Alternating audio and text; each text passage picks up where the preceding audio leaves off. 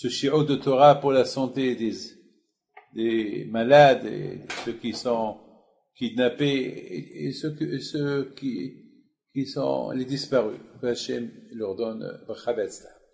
Alors, la paracha de cette semaine, c'est la paracha du sacrifice. Et ça tombe très très bien. Les parents qui sacrifient leur fils, les parents qui envoient à leur enfant, les femmes qui envoient à leur mari. Et vous savez, je suis bien placé pour entendre du matin au soir les mamans, les femmes qui demandent des brachot pour leurs enfants, pour leurs frères, etc. Et je vous donne la parole d'honneur, j'ai pas encore rencontré une personne qui n'est pas contente d'aller faire cette guerre. On sent tous, avec tout ce qu'on a vu, on sent que c'est une guerre mitzvah. On sent que ça suffit, c'est la vie, notre vie elle est en jeu, il faut faire quelque chose. Alors, avec les deux Akadosh Baruch Hu, on voit que cette semaine, mamash, la paracha de cette semaine, c'est la paracha du sacrifice. Maintenant, on se pose une question. La question qu'on se pose, pourquoi Abraham Abinu, lorsque Hachem lui a dit, 2 fois Hachem lui a dit Lech Lecha, 2 fois. La première Lech Lecha, lorsque Abraham Abinu, il était chez lui, à Haran, tout allait bien, et il a fait faire connaître le nom d'Hachem partout, et maintenant qu'Abraham Abinu, il a rendu Bitshuva beaucoup des gens, et Hachem lui dit, tu quittes ta place, tu quittes ta maison, tu quittes ton pays, tes amis, tes beaux-parents, tes parents, tu quittes tout le monde, et tu vas à un endroit que je vais te montrer.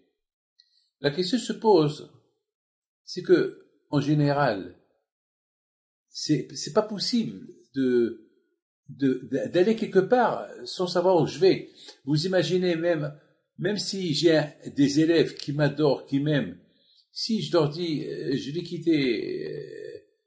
vais quitter ma maison, je vais quitter ma ville, mon pays, venez avec moi. Même s'ils sont attachés à moi, ils vont me dire, allez où? Je vais leur dire, je ne sais pas. Ils vont prendre pour un fou.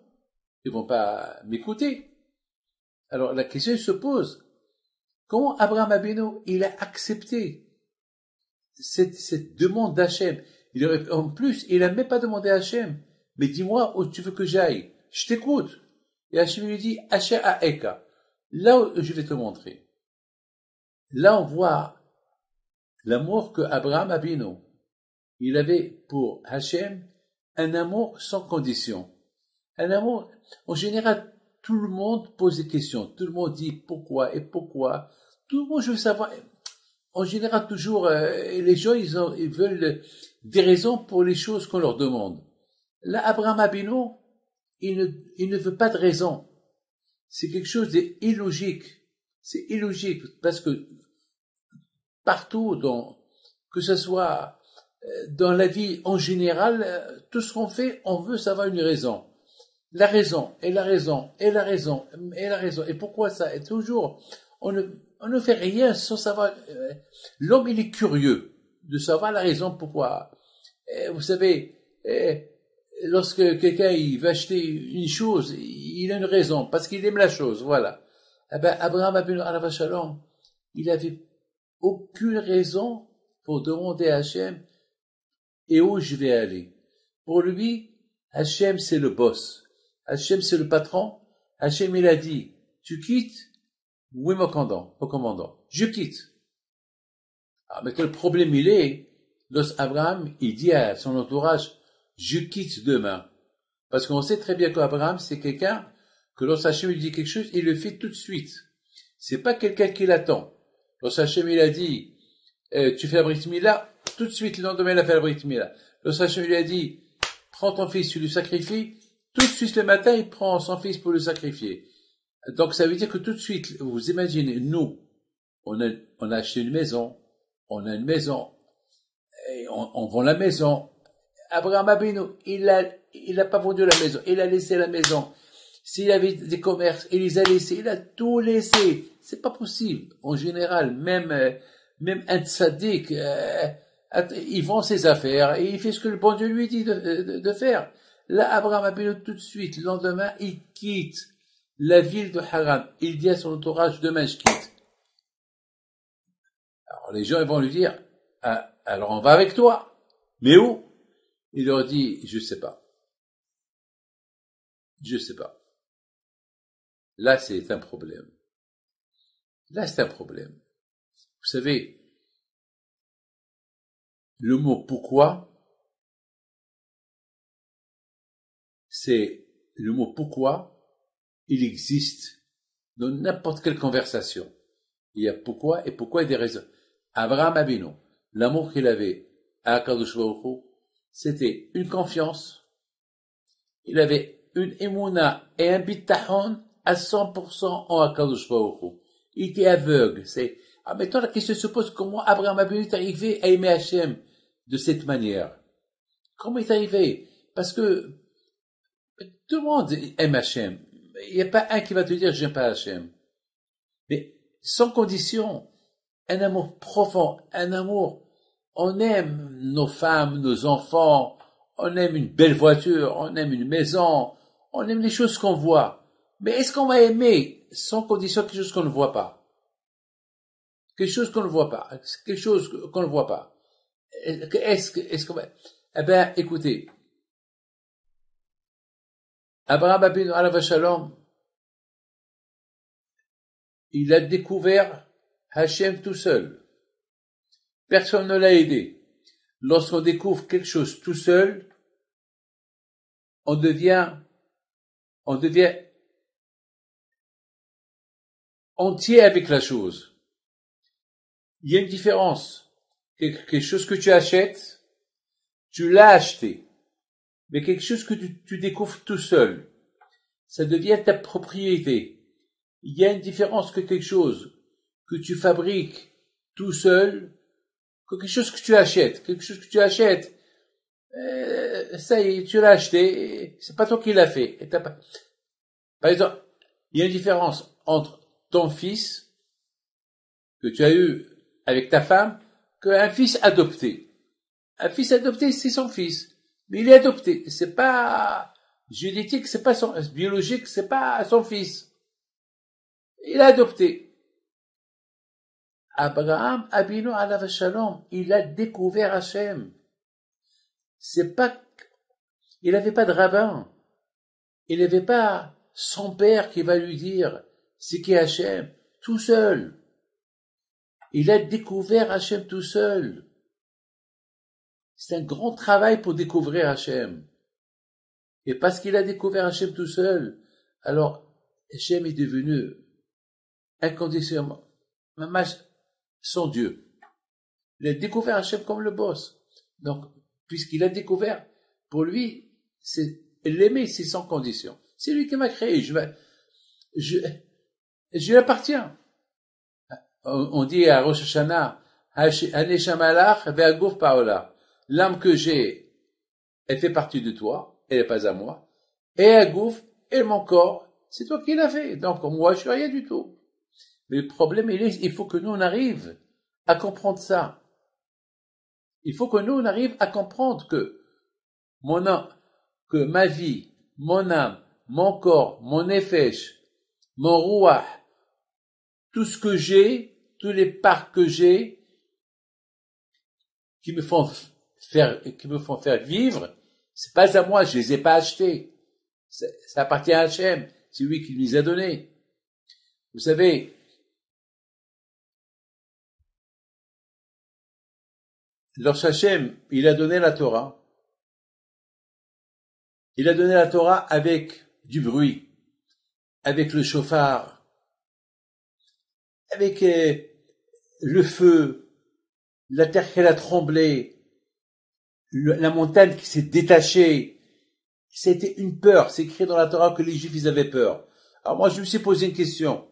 En général, lorsqu'on donne un cadeau, et on dit que la Torah, c'est un cadeau. En général, lorsqu'on donne un cadeau à une autre femme, on va pas apporter le cadeau avec un revolver. On va dire, alors, voilà, prends-le, je te tue. Non, le contraire. On apporte un cadeau avec un sourire, avec les deux sont contents du cadeau. Là, a priori, on voit qu'il y a un problème. Là, Hachem est en train de donner un cadeau avec la peur. C'est un peu bizarre. Il y a la peur ici. Et c'est écrit, Vekol ha-shofar holech vehazik me'od. Il y avait le son du chauffard. Un chauffard qui faisait peur. J'ai pas compris pourquoi Hachem, il donne ce cadeau avec la peur. Pourquoi? Ça, c'est une question que je me suis posée. Eh ben, justement, mes amis, la Torah, c'est un cadeau. Akadosh Baruch Hu, il a donné ce cadeau avec un message. Pour être juif, il y a, comme il dit Rabbi Shimon bar Yochai, la Torah, on acquiert la Torah avec souffrance. La Torah, l'église B'Yisurim. On peut tout avoir gratuit. La Torah, il faut l'effort avec. Il faut l'effort. Avec la Torah, il faut l'effort. C'est dur de se lever le matin. C'est dur de respecter mikvé, nida. C'est dur le Shabbat. C'est dur, tout est dur. Les mitzvot, ils sont pas faciles à faire. Ils sont durs à faire. Mais, justement, ils sont durs au départ, mais après, ils sont super. C'est comme un médicament. Un médicament, c'est comme par exemple, il y avait, une fois j'ai vu dans un livre, il y avait un monsieur, il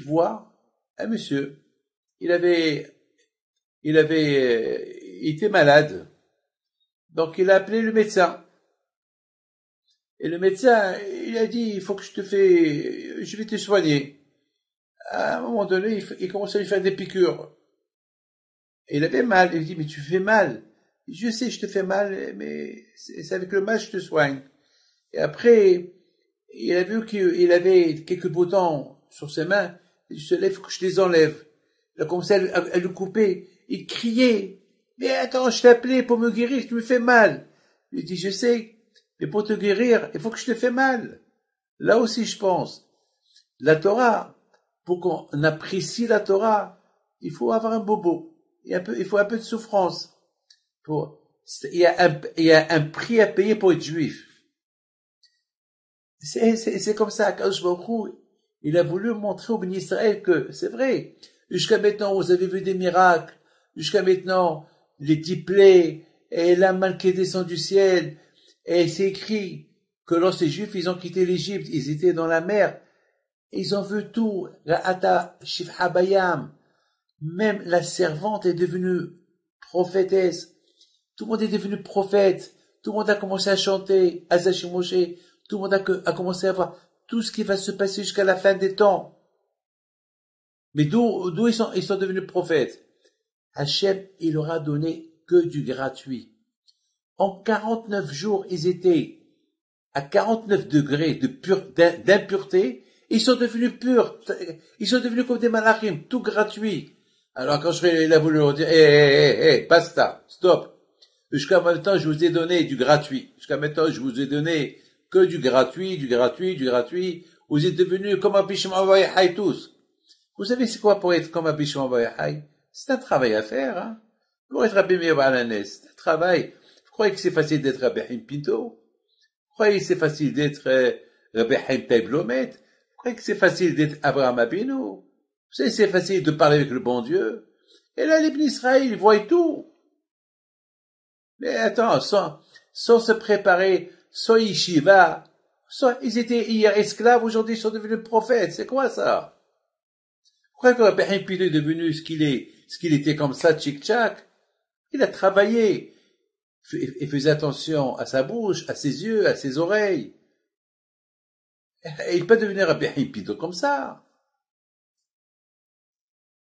Alors, les Bnei Israël, ils étaient gâtés avec tous les cadeaux sur cadeaux. Cadeau sur cadeau. Ils ont vu l'ange qui protège l'Égypte, ils l'ont vu. Le malach qui protège l'Égypte, ils l'ont vu vivant et ils l'ont vu mort. Alors, là, quand je leur ai dit, tout ça, je vous ai choisi parmi toutes les nations, et je vous ai montré, je vous ai tous rendus, comme Moshe Rabbeinu, comme c'est écrit, Azashi Moshe, Obni Israël. Moshe Rabbeinu a commencé à chanter, et tout le monde l'a suivi. Attends, est-ce que Moshe Rabbeinu, il a préparé avec eux ce chant-là? Non. C'est que Moshe Rabbeinu était un prophète, et Moshe Rabbeinu a commencé à chanter, et Hachem il a donné à tout Bni Israël qui devient comme Moshe Rabbeinu. Tout le monde est devenu comme Moshe Rabbeinu. Du coup, tout le monde est devenu Moshe Rabbeinu. À gauche, je leur dis, la vie n'est pas facile. Tout ça, c'est pour la Torah. Là, quand je a commencé, alors, elle est frappée. La peur. Il y a Nourou. Ils ont commencé à bouger. Ils ont eu peur. Alors, ils ont dit à Moshe, Daber Taïmanu. Moshe, je t'en prie. Jusqu'à maintenant, on était gâtés. On est arrivé à un niveau de sainteté très élevé. On peut pas, Moshe Rabbeinu. On peut pas, on n'a pas. C'est là, mes amis, écoutez bien. C'est là que le peuple juif, il a remarqué, il a réalisé qu'ils sont nuls. Qu'ils ne méritent pas tout ce qu'ils ont mérité jusqu'à maintenant. Ils ont commencé à avoir peur maintenant. Ils ont commencé à reculer. Ils ont dit, Moshe, je t'en prie, parle-nous toi. On peut pas continuer à écouter Hachem. Parce que pour écouter Hachem, il faut être, vous savez qu'est-ce que j'ai vu dans le Midrash qui dit? Que chaque fois que Hachem il parlait avec Abraham Abino, il tombait. Il pouvait pas supporter la Shekhinah d'Hachem. Il pouvait pas, c'était dur pour lui de supporter. Même Moshe Rabbeinu, c'est écrit, il fermait ses yeux. Et là, l'Ibn Israël, ils ont vu les voix d'Hachem. Attends, où on est là? Alors, quand je leur ai dit, basta. Voilà, je vous ai donné à goûter, c'est quoi être Rabbi Shimon Bar Yochai, Rabbi Meir Baal HaNes. C'est quoi être un grand tzaddik? Maintenant, à partir de maintenant, c'est à vous. Mes amis, quelque temps plus tard, Moshe Rabbeinu il descend. Écoutez bien ça. Moshe Rabbeinu il descend de Har Sinaï avec les tables de la loi. Il voit qu'ils ont fait le veau d'or. Qu'est-ce qu'il fait Moshe Rabbeinu? Il casse, c'est comment ça s'appelle, les tables de la loi. Le jour du Simchat Torah. Le jour de Simchat Torah. Chaque année, à Simchat Torah, comment on fait Simchat Torah? On lit la paracha de la mort de Moshe Rabbeinu. Moi, chaque année, j'ai de la peine. Chaque année, j'ai envie de pleurer, mais je pleure pas, parce que c'est Simchat Torah. Ça fait de la peine de lire la mort de Moshe Rabbeinu. Ça fait de la peine. Quand même, Moshe Rabbeinu, on peut pas l'imaginer mort. On vit avec lui. On peut pas l'imaginer mort. Alors, ça fait de la peine. Comment, Simchat Torah, on parle de la mort de Moshe Rabbeinu. Mais la Torah, elle continue. Écoutez très bien. Écoutez bien. C'est écrit dans la Torah que lorsque la Torah, elle donne un compliment. La Torah, elle résume toute la vie de Moshe Rabbeinu en une phrase. Et ce que Moshe il a fait devant les bénis d'Israël, lorsqu'il a pris les tables de la loi, il les a cassées. Et Hachem lui a dit, Kol hakavod, t'as bien fait. Alors moi, je me suis posé une question. Pourquoi la Torah termine avec cette phrase-là? La contraire, la Torah devait terminer en beauté. Que la Torah termine avec la sortie de l'Égypte, la manne qui était grâce à Moshe Rabbeinu, que Moshe Rabbeinu, il était l'intermédiaire entre Am Israël et Akadosh Baruch Hu. Mais la Torah, elle termine la Torah avec cette phrase. Et ce que Moshe, il a fait devant les bénis d'Israël en cassant les tables de la loi. J'ai pas compris. J'ai pas compris pourquoi la Torah, elle termine comme ça, à Simchat Torah. Pourquoi? Et Hachem lui dit, chapeau. Hachem lui dit, Kol hakavod, t'as bien fait. Moi, je trouve que je trouve pas sympa que la Torah termine avec cette histoire-là que Moshe Rabbeinu, il a cassé les tables de la loi devant Am Israël. J'ai réfléchi, Baruch Hashem, la Torah, elle est belle. Vous savez, chacun, il a son métier. Il y a le business, il y a ce qu'on appelle le business de la Torah. Vous savez que la Torah, on l'appelle business. La Torah, on l'appelle Esek. Business, c'est Esek. La première question qu'on pose à la personne, après 120 ans dans l'autre monde, on lui dit, Ha'im asakta batorah. Est-ce que tu as fait le business de la Torah? Parce que vivre le judaïsme, c'est du business. C'est la halachot, c'est des lois. C'est des lois, c'est comme dans le business. Tu achètes, tu vends. La Torah, c'est pareil. C'est, pour la comprendre, tu discutes pour voir pour traiter une loi de la Torah, c'est Esek, ça s'appelle business. J'ai compris quelque chose. Lorsque Moshe Rabbeinu est descendu du mont Sinaï, il a vu les Juifs qui ont fait le veau d'or. Moshe Rabbeinu alav shalom, il a pris les tables de la loi et les a cassées. Quelle est la raison pourquoi il les a cassées? Moshe Rabbeinu alav shalom, il a voulu envoyer un messer. Un messer, c'est quoi un messer? Un messer, ça veut dire un message. Que vous les Juifs, vous avez eu trop de choses gratuites. Vous avez été gâtés. Hachim vous a donné le plus beau cadeau du monde. Tout ce que Hachim vous a donné jusqu'à maintenant pour la Torah. Et c'est ça le résultat, vous faites les veaux d'or. Alors cette Torah, je vous la donne pas. Je la casse. Mais toi, cassez-vous la tête pour la comprendre. La cassure, c'est casse-toi la tête pour la comprendre. Vous savez que les tables de la loi qu'il a cassées, vous savez où ils sont? Eh ben, ils sont dans l'arche de l'alliance. Ils sont à l'intérieur. On les appelle Shivril Hot Haberit. Les tables de la loi cassées. C'est quoi le secret? Pourquoi les tables de la loi cassées, on les met pas dans la gnisa? Comme un Sefer Torah. Un Sefer Torah déchiré. Qu'est-ce qu'on fait avec? On le met dans la gnisa. On fait un trou au cimetière. On le met là-bas comme un mort. On n'a pas le droit de le jeter, un Sefer Torah. On égone les autos. On l'enterre. Ah, pourquoi on n'a pas enterré les tables de la loi? Non. Parce que les tables de la loi cassées, pour te rappeler que pour comprendre la Torah, casse-toi la tête. Casse-toi la tête. Et c'est comme un puzzle. Un puzzle d'un arbre. On te dit, voilà le puzzle, voilà l'arbre, allez, arrange-le. Mais c'est dur. Un arbre, il n'y a que du verre. C'est impossible de le faire. La Torah, elle est devenue un puzzle. À toi, casse-toi la tête. Moshe Rabbeinu leur a dit, jusqu'à maintenant, c'était facile pour vous de la comprendre. Mais toi, cassez-vous la tête.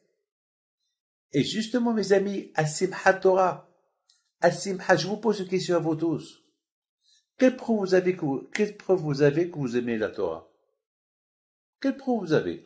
Tout le monde aime la Torah. J'ai vu quelqu'un à Simchat Torah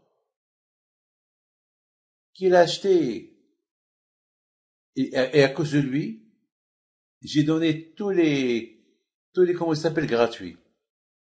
Il voulait tout acheter. Il voulait acheter tous les 7 Sfarim. Alors j'ai dit, je sais, c'est quelqu'un qui a les moyens, il est venu de Costa Rica, il voulait tout acheter. Attends, il faut laisser les gens qui achètent. Alors qu'est-ce que j'ai fait? Je les ai pas vendus, je les ai offerts gratuits à tout le monde. Parce que Simchat Torah, c'est quoi Simchat Torah? C'est la joie de la Torah. Mais je pose une question. C'est quoi la preuve que j'aime la Torah?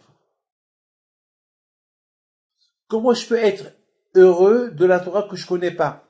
Ah, c'est vrai. Lorsque le Sefer Torah il passe, tout le monde, il fait comme ça. Tout. Mais comme ça, ils font. Va-t'en. Ne t'approche pas. Moi, j'ai vu des gens qui font comme ça. Je dis, parce qu'ils ont peur d'aller jusqu'au bout. Et voilà, non. Mais c'est quoi Simchat Torah? C'est quoi être, on peut être content de la Torah si on la connaît, mais si on la connaît pas, comment on peut être content? Comment on peut savoir qu'on l'aime? Réponse. Lorsqu'on subit les épreuves. Parce que la Torah, on l'appelle Torah Hashem. Torah Hashem, Timima. La Torah Hashem. La Torah d'Hachem, à Bnei Brak, il y a comment ça s'appelle, la Torah Kidusha, elle est belle. Pour aimer la Torah, si tu subis les épreuves et tu les surmontes. C'est pour ça qu'Akadosh Baruch Hu, il nous apporte des épreuves. Il nous apporte des épreuves pour voir ce qu'on aime. Moi, je pense à Simchat Torah, l'épreuve qu'on a eu à Simchat Torah. Se massacrer à eux. Hachem, il veut savoir. Pour moi, je comprends la chose en 2-3 façons. Première chose. C'est bizarre. Je vous parle de la Torah. Je veux pas de, et il y a ce qu'on appelle Naza'aka à Bnei Brak. C'est de la folie, hein. Il y a la sirène qui est sur la Bnei Brak. C'est de la folie. Et Bnei Brak, c'est la ville de la Torah. Abraham Kanievski, Stapel, Hazon Ish, ils ont dit que Bnei Brak, elle est encerclée avec des pages de Gemara. Elle est protégée. Et moi, je lui dis à Ra'anana aussi, et je dis tout Israël, il est protégé, parce que dans tout Israël, il y a aujourd'hui la Torah Baruch Hashem. Dans tout Israël, on est protégé. Il y a la Torah de partout Baruch Hashem. C'est pas comme avant. C'est partout. Maintenant, il y a un peu partout maintenant. Maintenant, il y a Bat Yam, à Holon. Alors, Rabotai, mes amis, écoutez. La chose que je voudrais vous dire, les épreuves.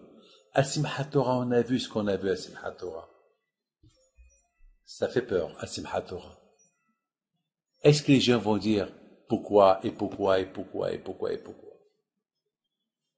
À nous de réfléchir pourquoi ça s'est arrivé. À nous de se dire pourquoi ça s'est arrivé. Peut-être on n'aime pas bien la Torah. Peut-être on n'est pas content de l'étudier. Peut-être on n'est pas content de l'étudier. Peut-être Shabbat, ça s'est passé Shabbat aussi. Peut-être on doit se renforcer dans le Shabbat. Parce que la Torah et Shabbat, écoutez bien, Hachem nous a donné 2 cadeaux. Shabbat et la Torah. Et cette année, Simchat Torah, c'était Shabbat. C'est les 2 cadeaux qu'Hachem nous a donnés. Peut-être c'est à cause de ça. Au lieu qu'on accuse, chacun il accuse l'autre. Peut-être c'est à cause de l'union. On n'est pas assez unis. Donc c'est un message, c'est comme un signal d'alarme. Arrêtez.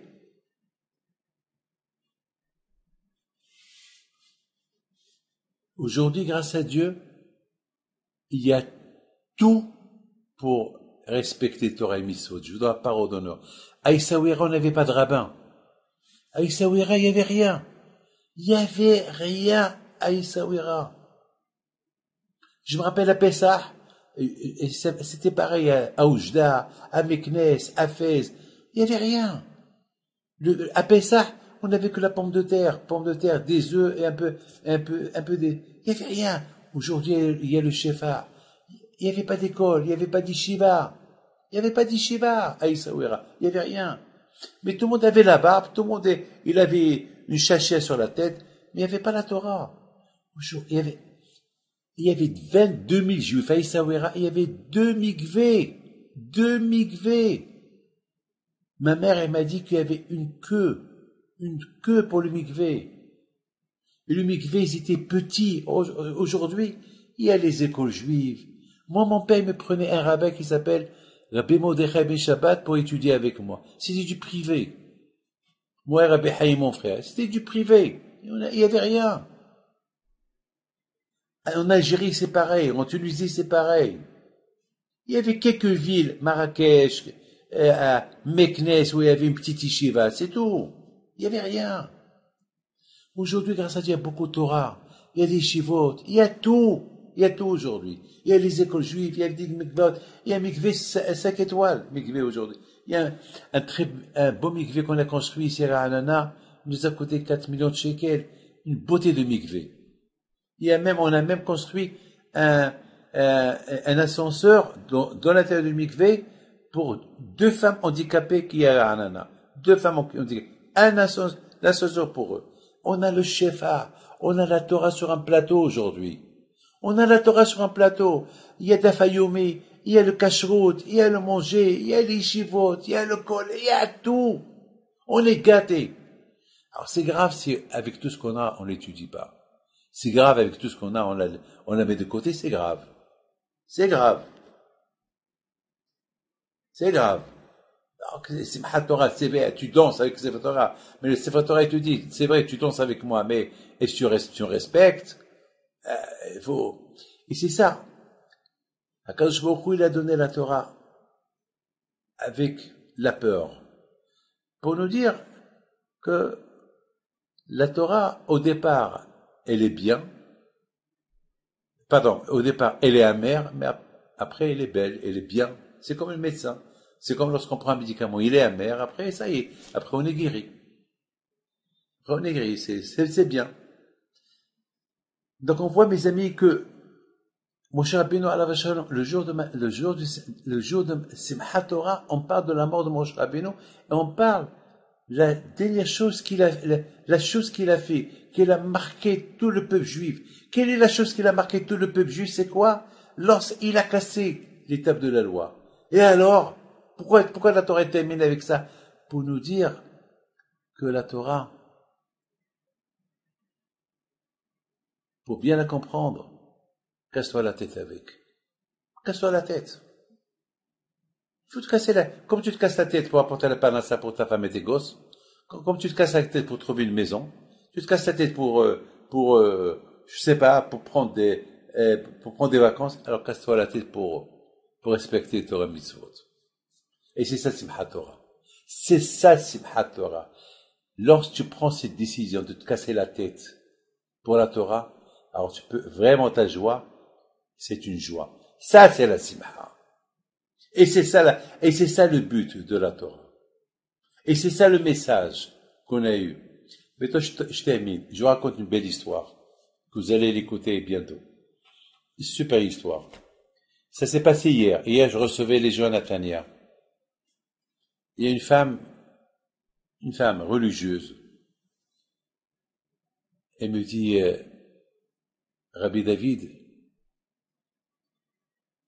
c'est moi la mère de Nathan. Nathan, je lui dis Nathan qui? Nathan, c'est le garçon qui est rentré le 7 octobre à Kerem Shalom pour libérer le village des Mehablim. Et les Mehablim se jetaient sur lui, sur le groupe, une grenade, et lui, il a pris la grenade, elle a explosé sur lui, il est mort. Ça a pris 3 jours pour ramasser parce que son corps, il est parti déchiqueté de partout. C'est moi sa mère. Je vous donne la parole d'honneur, je ne savais pas quoi lui dire. Je lui dis, cette femme-là, qu'est-ce que je vais lui dire? Comment je vais la consoler? J'ai pas de parole à lui dire. Je la regarde. Elle me dit, vous vous rappelez de moi? Je lui dis, non madame, je ne me rappelle pas de vous. Non, je ne me rappelle pas de vous. Elle me dit, il y a 22 ans, on est venu chez vous, à Paris, à la rue du Plateau, pour vous demander une bracha pour le mariage avec mon mari. Et vous nous avez poussé de se marier vite.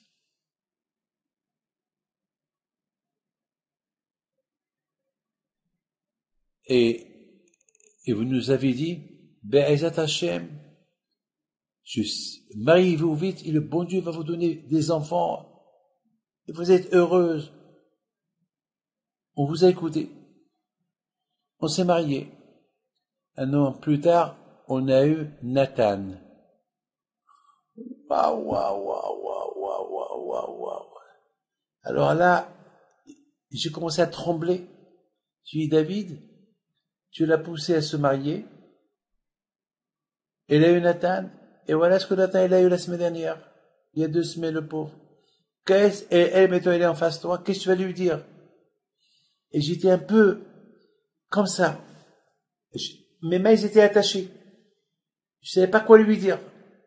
Je dis, Hachem, viens à mon aide, aide-moi. Qu'est-ce que je vais lui dire? Peut-être elle m'en veut. Pourquoi je l'ai poussé à se marier? Peut-être c'est mieux qu'elle ne se marie pas et qu'elle n'a pas son Nathan. Pour qu'il meure comme ça, de cette manière. Elle continue. Et dit, Baruch Hashem, mon fils était tzaddik.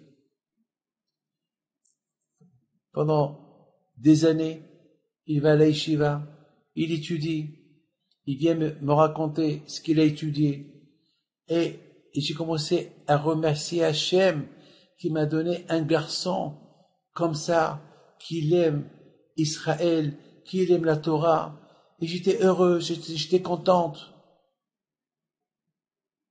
Et maintenant que le bon Dieu me l'a pris, alors j'accepte. C'est ça, mes amis, les épreuves qu'il a eues Abraham Abinu. Je lui dis, madame, mais toi je comprends. Pourquoi la Torah, elle nous a écrit l'épreuve d'Abraham Abinu qu'il a eue? Lorsqu'Hachem lui a dit, prends ton fils, sacrifie-le. Je me suis posé une question.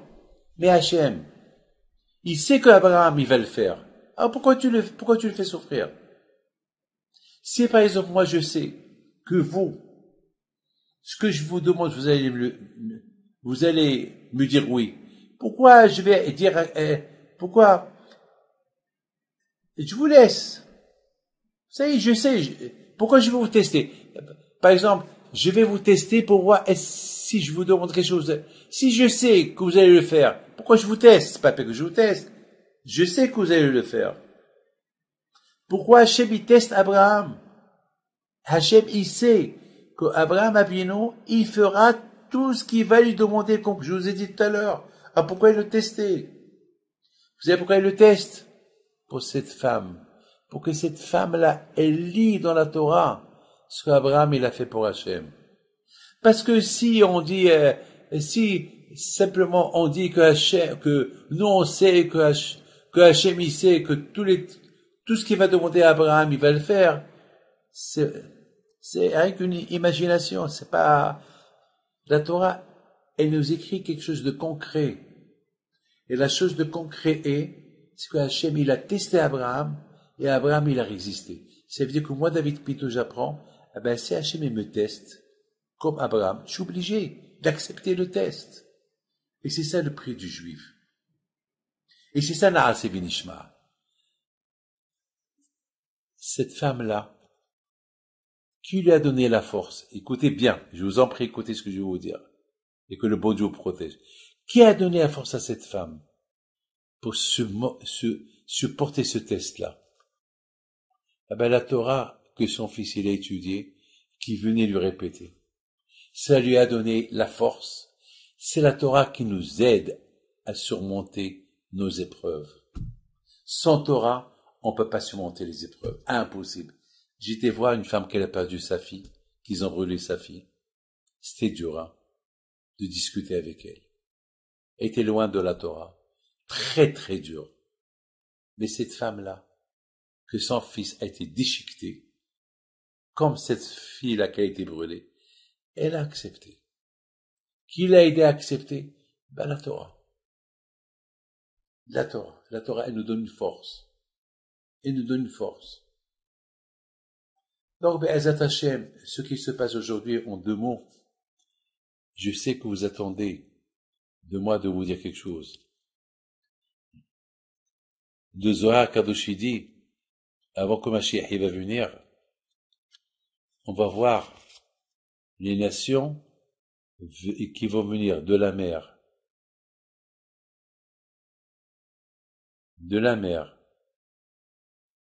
autour d'Israël. Aujourd'hui, il y a 11 nations. Il y a aujourd'hui près de 60 bateaux de guerre, en ce moment que je vous parle. Et les Chinois, ils sont venus. Et les Américains avec leurs porte-avions. Et les sous-marins français. Et l'Angleterre. Et l'Australie. Et la Russie. Et la Corée. Et le Japon. Et l'Allemagne, elle a envoyé. Et l'Europe. Qu'est-ce qui se passe? C'est ce qui va se passer avant que Mashiach va venir. Et qui va être le maître de tout ce qu'on est en train de voir? L'Iran. Paras, l'Iran. C'est ce qu'on voit aujourd'hui. Mais le Zohar termine. Il dit, Biyad Israël à la Eliona. Et Am Israël va réussir, il va gagner. Maintenant, est-ce que c'est Mashiach? Peut-être non. Mais c'est comme ça que ça va venir. Peut-être le bon Dieu, il est en train de nous préparer pour la vraie venue de Mashiach. Pas ça ce qui va se passer. Ce qu'on est en train de voir maintenant, ça va se passer comme ça, mais d'une manière un peu plus. Plus. Il n'y aura plus d'aller-retour. Il n'y aura plus des gens qui vont venir, plus personne qui va sortir ici. Ou il y aura des gens qui vont venir ici pour échapper du monde. Il y a des gens d'ici qui vont se sauver ailleurs pour s'échapper de ce qui se passe ici. Ça va se passer comme ça. Et ça, c'est ce qu'on est en train de voir aujourd'hui. Vous savez combien de téléphones je reçois? Des gens qui cherchent à venir et des gens qui cherchent à quitter. C'est de la folie. C'est de la rigolade. C'est de la rigolade. Je rigole tout seul. Mais moi, mon Hachem, Bémet, j'ai pas peur. J'ai l'émouna à Kadosh Baruch Hu. J'ai l'émouna. Ce qui s'est passé à Simchat Torah, ça m'a donné de la force pour croire que je crois en Dieu. Encore. Vous savez, pour moi, c'est quoi? Lorsque j'entends la zaka, lorsque j'entends la sirène, eh ben, je vous apprends quelque chose. On dit, il faut toujours dire, je suis prêt à donner ma vie pour Hachem. Eh ben, je pense que lorsqu'on court pour aller à la sirène, c'est le moment de dire, eh ben, parce que lorsqu'on court, parce qu'on a peur que le missile tombe sur nous. On a peur de mourir. Mais le fait qu'on court, il y a la peur. Eh ben, à ce moment-là, il faut dire, Hachem, tu vois, je cours parce qu'on veut me tuer. Et pourquoi on veut me tuer? Parce que je suis juif. Mais je t'aime. C'est considéré comme si j'ai donné ma vie pour Akadosh Baruch Hu. On peut donner notre vie pour Akadosh Baruch Hu sans mourir. Vous avez compris? Alors, il y a ce qu'on appelle mourir pour le nom de Dieu, et il y a ce qu'on appelle vivre pour le nom de Dieu. Pas mourir, vivre. Et c'est pareil. C'est encore plus dur. Parce que mourir, tu meurs, ça y est, mais vivre pour le nom de Dieu, c'est encore plus dur. Donc, lorsque je cours, vous savez, hier par exemple, mais aujourd'hui, moi, je voulais pas courir, je voulais pas descendre à la cave. Je voulais pas. Après, j'ai dit non. Hachem va me dire, tu commets un suicide, là. Cours. Comme tout le monde. Mais j'ai commencé à penser. Je dis, mais pourquoi je cours? Parce que, on veut me tuer. Pourquoi on veut me tuer? Parce que je suis juif. Alors, quand je vois là, et Hachem me considère comme si on est mort pour Akadosh Baruch Hu. La semaine dernière, j'allais à Yerushalayim, chez vous, jeudi soir dernier, et on voyait des missiles en face de nous. On les voyait. On était obligé de s'arrêter en pleine autoroute. Et on est sorti de la voiture. Et j'ai commencé à réfléchir. Je dis, attends, mais c'est quelque chose qui tombe sur moi. Alors on dit, c'est un pourcentage, mais quand même. Alors on te dit, mets tes mains sur ta tête. Très bien, je mets, mais si ce missile qui pèse 200 kilos, il tombe sur moi, Hachem Ishmor, ça veut dire que je donne ma vie entre les mains d'Hachem, voilà, je meurs pour toi, Alecha Horagno Kol, pour toi on meurt chaque jour. Mais Be'ezat Hachem, on n'a pas de quoi avoir peur. On sait que les moments ils sont durs, c'est des moments que on doit se renforcer dans la Torah, dans les mitzvot, dans le Hesed. C'est ce qu'on appelle notre guerre, ils la font pour nous du ciel. Il dit, dans le Midrash, on dit que dans le ciel, il y a beaucoup de nations. Il y a la France, elle a un malach dans le ciel. L'Amérique, elle a un malach. Et là-haut, ils se disputent. Et Hachem, il arrange. On dit, Oseh Shalom Bimrom. Oseh Shalom Bimromav. C'est quel shalom? Quel shalom il y a dans le ciel? Parce qu'il y a des guerres dans le ciel. Quelle guerre? Les guerres des nations. Contre qui tout ça? Contre Israël. Toutes ces nations contre Israël. Alors, celui qui gagne là-haut, alors si Hazve Halila, ce jour de Simchat Torah, malheureusement, c'est Hamas là-haut qui l'a gagné. Alors, puisqu'il a gagné là-haut, ici on a perdu. Alors comment? Alors, ici, là-haut, le Malach Gabriel et Michael, ils gagnent. Nous, ici, on gagne. Alors, est-ce que là-haut, comment il y a la guerre? Pourquoi il y a là-haut, il y a des tanks, il y a des avions, il y a des fusées balistiques, il n'y a rien de tout ça. Alors, avec quoi il y a la guerre en haut? La guerre en haut, il pèse le pour et le contre. Les mitzvot que nous on fait. Si nous, on fait des mitzvot, on a gagné. Alors, si là-bas, ils ont gagné, donc ici, nous, on gagne. Alors, il faut qu'on les fait gagner. Ça veut dire que nous, ici, il faut que les fait gagner. Ceux qui nous représentent, il faut que les fait gagner. Comment on va les faire gagner contre les autres? Avec les mitzvot, avec la Torah, avec le Hesed. Nous, on va gagner. Eh ben, c'est ce qui se passe aujourd'hui. L'union, Baruch Hashem, chacun il aide l'autre. Donc, on va gagner. Be'ezat Hashem, on verra Mashiach. Tzidkenu. Amen.